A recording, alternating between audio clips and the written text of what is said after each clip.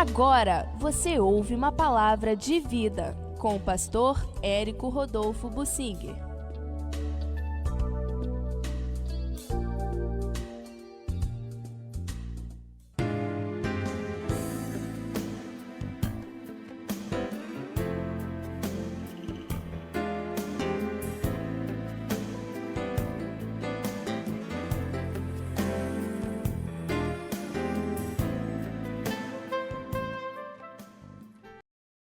Quero falar sobre a misericórdia de Deus realçada no Antigo Testamento, mesmo para com aqueles que não prestam.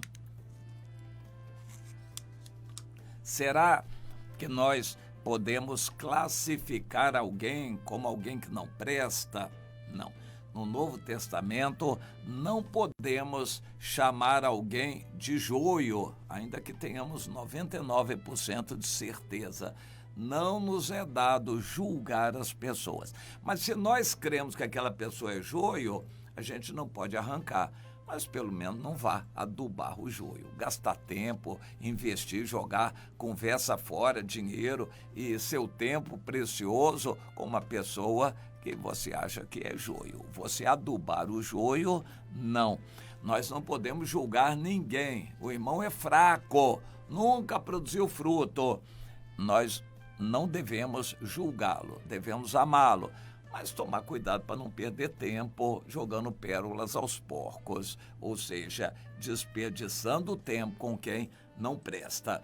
Mas nós não podemos dizer que alguém não presta na igreja. Alguém é ruim, faz coisas assim, não produz frutos, mas nós não podemos julgar. No Novo Testamento, podemos até nos separar, apartar daquela pessoa como a orientação apostólica, mas não devemos julgar. Agora, na Antiga Aliança, os critérios eram objetivos, aí se sabia exatamente quem era que prestava, quem não prestava. E a Bíblia tem os livros históricos de Samuel e Reis e Crônicas que classificam os reis em bons e maus. Israel já estava, desde o Jeroboão, filho de Nebate, que induziu o povo de Israel à idolatria, isso para que eles não fossem a Jerusalém adorar o Deus verdadeiro, porque eles poderiam ficar com Judá.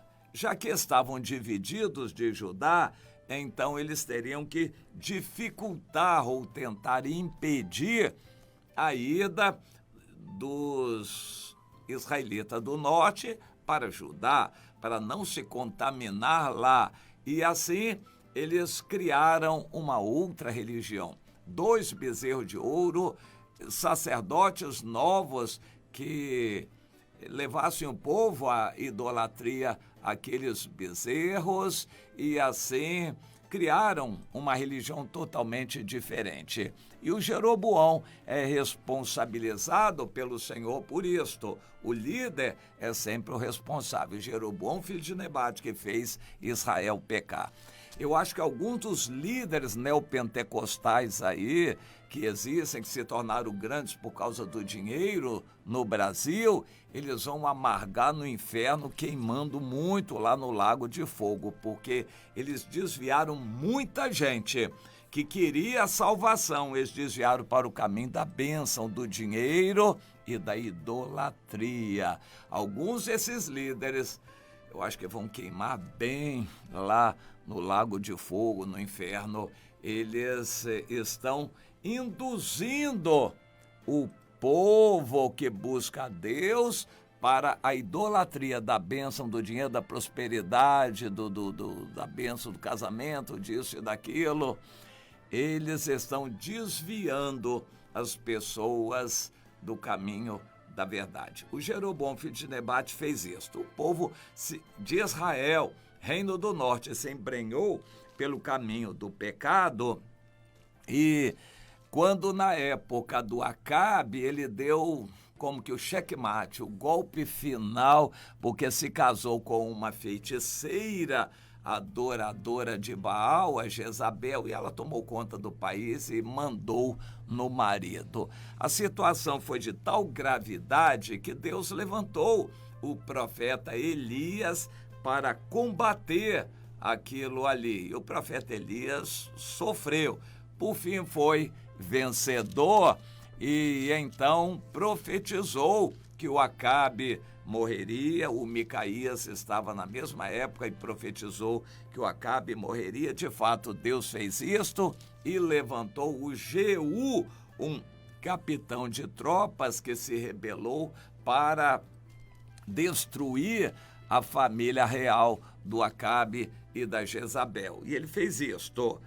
No Brasil, nós dissemos que, por inspiração de Deus, o presidente Bolsonaro foi levantado como um Jeú, um capitão de tropas. O Jeú não foi fiel a Deus e acabou se desviando da sua missão. O presidente Bolsonaro foi levantado para tentar consertar o Brasil e eliminar algumas coisas que Deus considerava ruins. E, bem, o julgamento de Deus virá nas coisas que vão acontecer ao país. O Jeú não foi um bom rei, fez o país se enfraquecer, o país de Israel. O filho dele, Jeoacás, assumiu o reino e também foi mau aos olhos de Deus. E na época do Jeoacás, o Senhor mandou os inimigos sírios virem e praticamente destruírem, tomaram Israel. Mas o texto é muito interessante, que diz que Israel já estava derrotado pelos sírios, porém o Jeoacás fez súplicas a Deus e o Senhor o ouviu e mandou um libertador, um salvador. Isso a gente não entende, não sabe como aquilo aconteceu, e eles acabaram saindo de debaixo do jugo dos sírios e habitaram de novo em seus lares.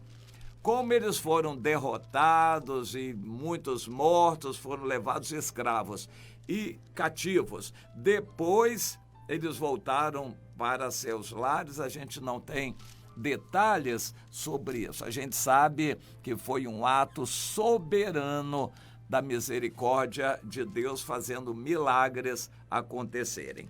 O Jeoacás continuou reinando humilhadamente. Ele foi humilhado, mas ainda assim não foi um rei bom. No entanto, de vez em quando se voltava para Deus.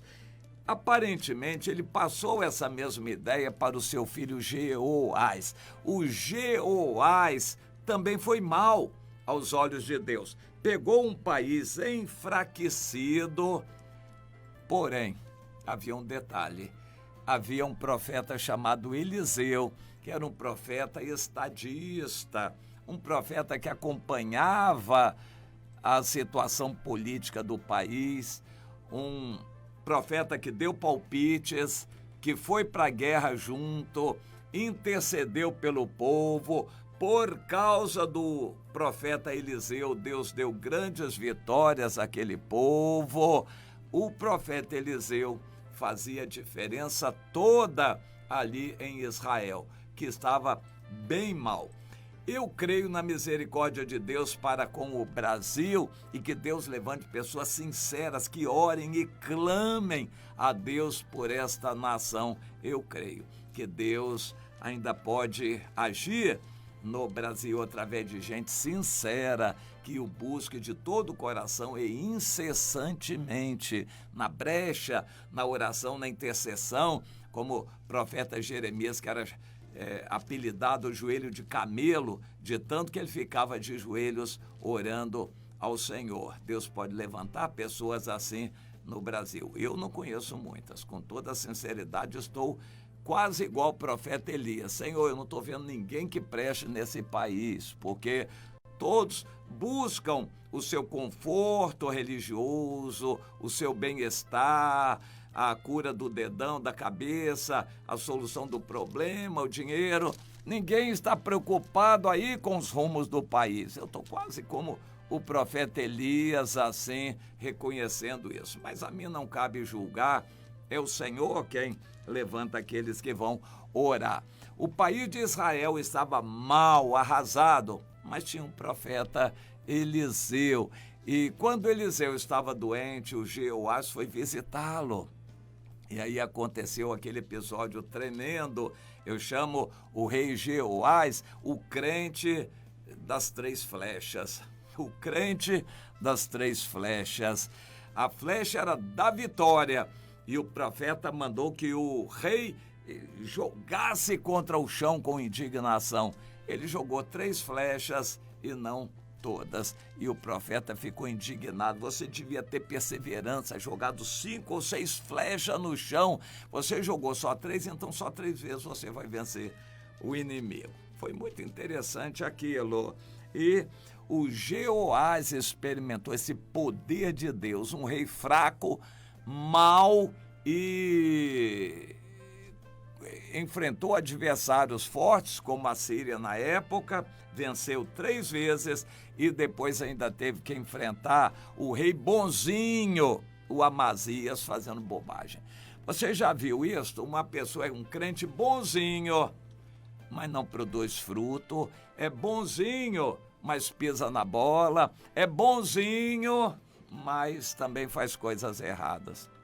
O rei Amazias era assim, ensoberbeceu-se e foi criar uma guerra desnecessária contra o Jeoás, que reinava em Israel, e naquela guerra ele foi derrotado.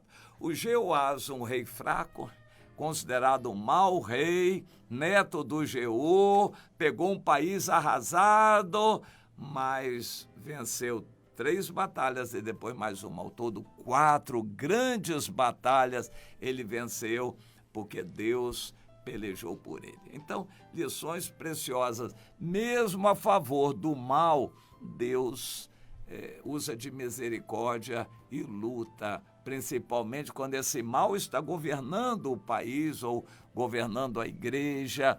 Deus age por misericórdia. O fato de Deus agir por misericórdia não significa que Deus está aprovando. Deus nunca aprovou o Jeoás, que continuou sendo um rei mau, mas usou de misericórdia para com ele. Então entenda isso. Já o rei Amazias, que era bom, Deus permitiu que ele fosse derrotado, porque fazia parte da disciplina. Então, você que é um crente que busca a Deus, vai sempre à igreja, passa aperto e dificuldade. Um outro que é mau, vida toda errada, Deus vai e abençoa, inclusive com prosperidade. Aí você fica indignado, Senhor, o Senhor está abençoando aquele que é mau, a mim que tem buscado o Senhor, estou no aperto, na disciplina. Meu irmão, a visão de Deus é muito diferente da nossa.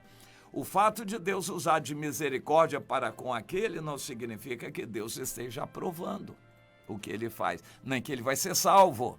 Entenda isto. O fato de Deus apertar com você e fazer passar por aperto e disciplina não significa que Deus abandonou e que ele não goste de você. Pelo contrário, ele quer fazer você passar pela moenda para ser salvo, para estar com ele para sempre. O aperto, a moenda de Deus é uma bênção para você. O fato de Deus abençoar aquele que está errado por misericórdia não significa que ele vai ser salvo, nem que Deus esteja aprovando o que ele fez. Então, procure entender este quadro que explica um pouco a misericórdia de Deus, que é tão importante para nós.